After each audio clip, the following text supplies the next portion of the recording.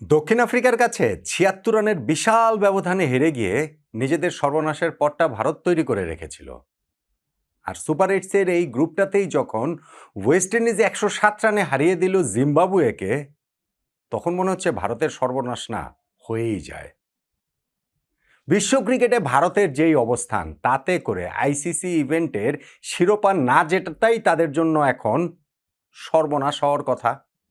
Specially যখন আপনি মাথায় রাখবেন যে ২০১৩ চ্যাম্পিয়ন্স ট্রফির পর দীর্ঘ ১১ বছর কোনো আইসিসি ইভেন্টে শিরোপা জিততে পারছিল না, অনেকগুলো নিয়ার মিস হচ্ছিল। ২০২৩ ওয়ানডে ওয়ার্ল্ড কাপের ফাইনালেও যখন নিজ দেশের মাটিতে ওই রকমভাবে অস্ট্রেলিয়া তাদের হতভম্ব করে দিয়েছিল, এরপরে গিয়ে ভারত নতুন একটা যুগের সূচনা করে, অন্তত শিরোপা জয়ের জায়গাটা থেকে। ২০২৪ টি-টোয়েন্টি বিশ্বকাপ জিতেছে, ২০২৫ চ্যাম্পিয়ন্স ট্রফি জিতেছে, ২০২৬ টি-টোয়েন্টি বিশ্বকাপ জয়ের জন্য তারা রেড হট ফেভারিট।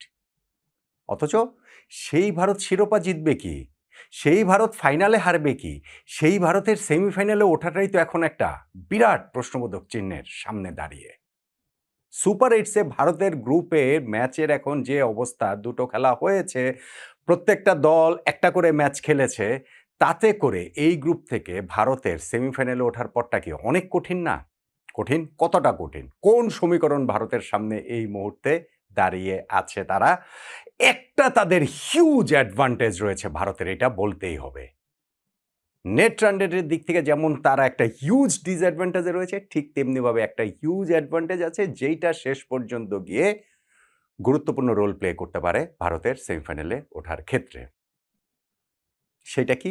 ভারতের সেমিফাইনালে ওঠার ইকুয়েশনটা আসলে কি, তা নিয়ে এই আলোচনাটা করছি। ভারত নিজেদের প্রথম ম্যাচে সুপার এইটসে সাউথ আফ্রিকার কাছে হেরে গেছে ৭৬ রানে। শুধু হারায়নি, নেট রান রেটটা তারা -3.800-তে নিয়ে গেছে। সাউথ আফ্রিকার নেট রান রেট অবভিয়াসলি +3.800। আবার ওয়েস্ট ইন্ডিজ যখন জিতলো, তখন ওয়েস্ট ইন্ডিজের নেট রান রেট অত বড় ব্যবধানে জয়ের কারণে +5.350। জিম্বাবুয়েটা মাইনাস এই 5.350। এখন এই ৪টা দলের মধ্যে ২টা দল সেমিফাইনালে খেলবে। প্রত্যেকের সঙ্গে একটা করে ম্যাচ খেলবে। ৪ দলের খেলা মানে হচ্ছে গিয়ে এইখানে টোটাল ৬টা ম্যাচ হবে এই গ্রুপে। ৬ ম্যাচ মানে হচ্ছে গিয়ে ১২ পয়েন্টের খেলা, এবং এই ১২ পয়েন্টের মধ্যে ৩ ধরনের ইকুয়েশন রয়েছে আপনি যদি বলেন যে সেমিফাইনালে ওঠার ক্ষেত্রে। সেটা কিরকম? ধরেন নাম্বার 1, কোনো একটা দল ৬ পয়েন্ট পেল, বাকি ৩টা দল ২ পয়েন্ট, ২ পয়েন্ট, ২ পয়েন্ট করে পেল। ফলে যেই দলটা ৬ পয়েন্ট পাবে তারা সেমিফাইনালে উঠে যাবে, এবং ২ পয়েন্ট করে যে ৩টা দল পেয়েছে তাদের মধ্যে নেট রান রেটে যারা এগিয়ে থাকবে তারা সেমিফাইনালে খেলবে। ভারত এই দিক থেকে কিভাবে যেতে পারে? ৬ পয়েন্ট পাওয়ার সুযোগ তো আর ভারতের নেই। সেই সুযোগটা এই মুহূর্তে রয়েছে সাউথ আফ্রিকা, ওয়েস্ট ইন্ডিজের।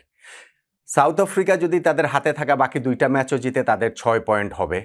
সেই ক্ষেত্রে ওয়েস্ট ইন্ডিজকে তাদের হাতে থাকা ২টা ম্যাচই হারতে হবে। তার মানে তাদের ২ পয়েন্ট আছে, তারা ২ পয়েন্টেই থাকবে।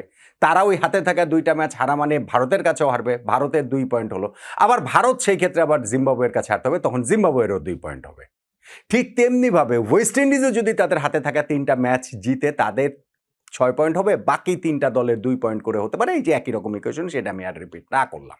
কিন্তু আমার কাছে এইটা তখন হয়তোবা নেট রান রেটে এগিয়ে থাকলে ভারত সেমিফাইনালে যেতে পারে। কিন্তু আমার কাছে এটা আসলে ভেরি আনলাইকলি লাগে এই সিনারিওটাই। কেননা ধরেন ওয়েস্ট ইন্ডিজ কিংবা সাউথ আফ্রিকার ২টা দলের কোনো একটা দল ৩টা করে ম্যাচ জিততেই পারে। কিন্তু সেই ক্ষেত্রে অন্যান্য যে হিসাব নিকাশগুলো মিলিয়ে ঠিক একটা করে জয় বাকি ৩টা দলই জেতা থাকবে, নেট রান রেট হিসেবে আসবে, আমার কাছে সেইটা মনে হয় না। স্পেশালি জিম্বাবুয়ের কথা বলতে পারি যে তারা প্রথম পর্বে অবশ্যই অস্ট্রেলিয়াকে হারানোটা হিউজ ক্রেডিট, শ্রীলঙ্কাকে হারানোটা হিউজ ক্রেডিট, সেই গ্রুপ থেকে গ্রুপ চ্যাম্পিয়ন হওয়াটা হিউজ ক্রেডিট।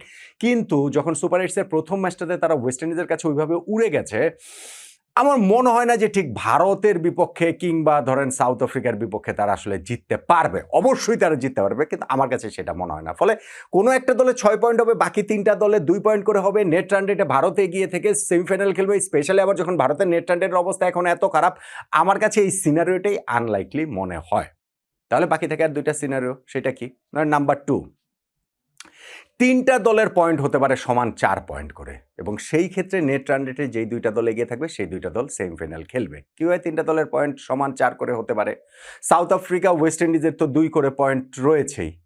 তাদের হাতে থাকা ২টা ম্যাচের মধ্যে তারা একটা ম্যাচ জিতলে, একটা ম্যাচ হারলে, তখন এই দুইটা দলেরই পয়েন্ট হবে হচ্ছে গিয়ে 4 করে হবে। আর ভারত তাদের হাতে থাকা দুইটা ম্যাচই, একটা ম্যাচ রয়েছে তাদের জিম্বাবুয়ের সঙ্গে, একটা রয়েছে ওয়েস্ট ইন্ডিজের সঙ্গে। সেই দুইটা ম্যাচই যদি তারা জেতে, সেই ক্ষেত্রে তাদেরও 4 পয়েন্ট হবে। সেই ক্ষেত্রে south Africa, West Indies, Bharat ৩টা দলের পয়েন্ট সমান 4 হলে নেট রান রেটে যেই দল দুইটা এগিয়ে থাকবে তারা সেমিফাইনাল খেলবে। অন্ততপক্ষে নিজেদের প্রথম ম্যাচটা হওয়ার পর এই জায়গাটাতে ভারত কিন্তু অনেকখানি পিছিয়েই রয়েছে। এবং ভারতের বাকি দুইটা ম্যাচ জয়ের কোনো বিকল্প নেই আমার কাছে, এটা মনে হয়। যেইভাবে যে আমি প্রথম ইকুয়েশনটা যেভাবে আমি রুল আউট করে দিলাম যে ভারত যদি বাকি দুইটা ম্যাচের মধ্যে একটা ম্যাচ জিতে তারা 2 পয়েন্ট পায় এবং সেই 2 পয়েন্ট নিয়ে তারা নেট রান রেটে এগিয়ে থেকে সেমিফাইনাল খেলবে, এটা আসলে হবে না। ফলে হাতে থাকা দুইটা ম্যাচ ভারতকে জিততেই হবে এবং সেই জিততেই হবেটাতে একটা হেলদি রান রেট নিয়ে তাদের আসলে জিততে হবে। যেই কারণে তাদের ওই জায়গাটাতে নেট রান রেটের ইকুয়েশনটাতে সেমিফাইনাল খেলার হিসাবটা যদি আসে তখন যেন তারা এগিয়ে থাকতে পারে। দেখেন ভারতের এই যে ম্যাচটা রয়েছে বৃহস্পতিবার, এই গ্রুপের দুইটা ম্যাচই রয়েছে। ভারতের একটা অ্যাডভান্টেজ হচ্ছে গিয়ে, যেটা কথা আমি শুরুতে বলছিলাম, ওই দিন দুপুর 3:30টার ম্যাচটাতে মুখোমুখি হবে সাউথ আফ্রিকা ওয়েস্ট ইন্ডিজ আহমেদাবাদে, এবং সেই দিন সন্ধ্যা 7:30টার ম্যাচে ভারত খেলবে জিম্বাবুয়ের বিপক্ষে চেন্নাইতে। ফলে সাউথ আফ্রিকা ওয়েস্ট ইন্ডিজ ম্যাচের রেজাল্ট দেখে কিন্তু তারা খেলতে পারবে। তাদের হয়তো করণীয়টা আরও একটু স্পষ্ট হতে পারে যে তাদের কি করতে হবে। আমি একটা জিনিস বুঝি যে, ধরেন আমি রানের হিসাবটা যদি বলি, ভারত আগে ব্যাটিং করলে রানের হিসাবে জিম্বাবুয়ের বিপক্ষে তাদের 100 রানে অন্তত পক্ষে জিততে হবে, জেতার মতো টার্গেট করতে হবে নেট রান রেটটা একটা মোটামুটি জায়গাতে নিয়ে আসার জন্য। যত বড় ব্যবধানে জেতা যায়, জেতাটা সম্ভব। ভাই ক্রিকেটে তো আর বললেই হয়ে যায় না, কিন্তু আমি জাস্ট আর কি একটা বোঝানোর জন্য বললাম যে জিনিসটা হচ্ছে গিয়ে এইরকমই থাকছে। এখন ওই যে সাউথ আফ্রিকা আর ওয়েস্ট ইন্ডিজ যে মুখোমুখি হবে ওই দিনের প্রথম খেলাটাতে, সেখানে ভারত কাকে সাপোর্ট করবে? আমার ধারণা ভারতের ওই দিন সাউথ আফ্রিকাকে সাপোর্ট করার কথা। সাউথ আফ্রিকাকে সাপোর্ট করাটা উচিত। কেন? সেই ক্ষেত্রে সাউথ আফ্রিকা প্রথম ম্যাচে ভারতকে হারিয়েছে 2 পয়েন্ট। ওই ম্যাচে সাউথ আফ্রিকা যদি ওয়েস্ট ইন্ডিজকে হারায়, সাউথ আফ্রিকার 4 পয়েন্ট হবে। সাউথ আফ্রিকা লাস্ট ম্যাচটা থাকবে জিম্বাবুয়ের এগেনস্টে, ফলে সেই ম্যাচটাও সাউথ আফ্রিকার জেতার কথা। তাহলে সাউথ আফ্রিকার 6 পয়েন্ট হয়ে যাবে। যদি সাউথ আফ্রিকার 6 পয়েন্ট হয়, ভারতের সেই ক্ষেত্রে এমন হতে পারে যে তারা 4 পয়েন্ট পেলেই তারা কোয়ালিফাই করাটা নিশ্চিত করে ফেলতে পারে। নেট রান রেটের হিসাব নিকাশটা নাও লাগতে পারে। কীরকম? ধরেন সাউথ আফ্রিকা যদি ওই ম্যাচে জিতে ওয়েস্ট ইন্ডিজের সঙ্গে তাদের 4 পয়েন্ট, ওয়েস্ট ইন্ডিজের 2 পয়েন্টে থাকলো। ভারত যদি জিম্বাবুয়েকে হারায়, ভারতের 2 পয়েন্ট হলো, জিম্বাবুয়ের 0 পয়েন্টে থাকলো। ভারত এবং ওয়েস্ট ইন্ডিজ দুইটা দলেরই সমান 2 পয়েন্ট। ফলে রোববার দিন এই গ্রুপেরই আবার যে লাস্ট দুইটা ফিক্সার, সেই দিনও বিকাল 3:30টার ম্যাচে সাউথ আফ্রিকা জিম্বাবুয়ে মুখোমুখি হবে। সন্ধ্যা 7:30টার ম্যাচে, ওইটা দিল্লিতে, আর সন্ধ্যা 7:30টার ম্যাচটা হবে কলকাতার ইডেন গার্ডেন্সে। ভারত মুখোমুখি হবে ওয়েস্ট ইন্ডিজের। সো ভারত যদি ওই ম্যাচে ওয়েস্ট ইন্ডিজকে হারায়, তাহলে তো ভারতের 4 পয়েন্ট হয়ে যাবে, ওয়েস্ট ইন্ডিজ 2 পয়েন্টেই থেকে যাবে। আর আরেকটা ম্যাচটাতে যদি সেই ক্ষেত্রে জিম্বাবুয়ে যদি সাউথ আফ্রিকাকে হারিয়েও দেয়, জিম্বাবুয়ের 2 পয়েন্ট হবে, সাউথ আফ্রিকার 4 পয়েন্ট থাকবে। ভারত তো সেই ক্ষেত্রে হচ্ছে গিয়ে কোয়ালিফাই করে ফেলবে। কোয়ালিফাই করাটা সম্ভব না।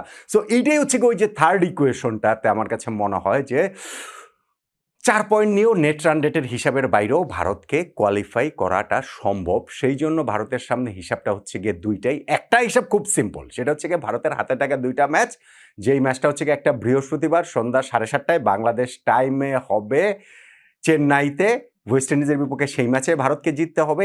এবং রোববার দিন সেই সন্ধ্যা 7:30টায় কলকাতার ইডেন গার্ডেন্সে যে ম্যাচটা শুরু হবে ওয়েস্ট ইন্ডিজের বিপক্ষে, সেই ম্যাচটাও ভারতকে জিততে হবে। 2 ম্যাচ ভারত জিতলে তাদের 4 পয়েন্ট হবে এবং এই 4 পয়েন্ট নিয়ে তারা নেট রান রেটের হিসাবের মধ্যে অন্তত পক্ষে চলে আসবে। মানে 4 পয়েন্ট নিয়ে তারা নেট রান রেটের হিসাবের বাইরে চলে যাবে না কোনোভাবেই। কিন্তু সেই নেট রান রেটের হিসাবেও হতে পারে 3টা দলের পয়েন্ট সমান 4 হতে পারে, সেই ক্ষেত্রে নেট রান রেটে এগিয়ে থাকা পিছিয়ে থাকা। সেই জন্য অন্তত পক্ষে জিম্বাবুয়ের বিপক্ষে ম্যাচটাতে তাদের প্রথম যে ম্যাচটা, সেটাতে বড় ব্যবধানে জিততে হবে, নাম্বার 1।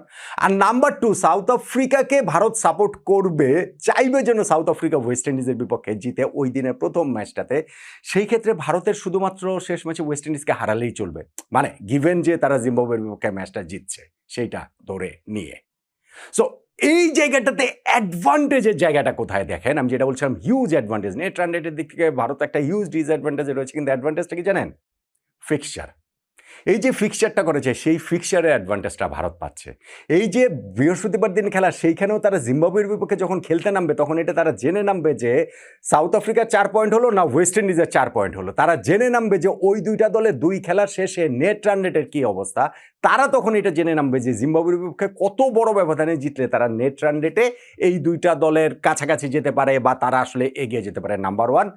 এবং নাম্বার 2 হচ্ছে গিয়ে লাস্ট ফিক্সচারটাও তাদের, শেষ ম্যাচটাও তাদের। সাউথ আফ্রিকার ওই যে রোববার দিন সাউথ আফ্রিকা জিম্বাবুয়ে ম্যাচের পর গ্রুপের শেষ খেলা ভারত ভার্সেস ওয়েস্ট ইন্ডিজ। ফলে ভারত সার্টেনলি জেনে নামবে যে সেই ম্যাচটাতে তাদের এক্স্যাক্টলি কি করতে হবে, কত রানের ব্যবধানে জিততে হবে অথবা কত উইকেটের ব্যবধানে জিততে হবে। মানে আমি ধরছি যে তাদের 4 পয়েন্ট লাগবেই, আমি সেই হিসাব করে বলছি। সো ওই অ্যাডভান্টেজটা তারা পাবে এবং সেই অ্যাডভান্টেজের জায়গাটাতে ওই যে বলা হয় না যে আইসিসি ভারতকে একটা সুবিধা দেয় সবসময়, এই ফিক্সারের সুবিধা দিয়েছে এবং এরকম ফিক্সারের সুবিধা ভারতের থাকে, সবসময়ই থাকে।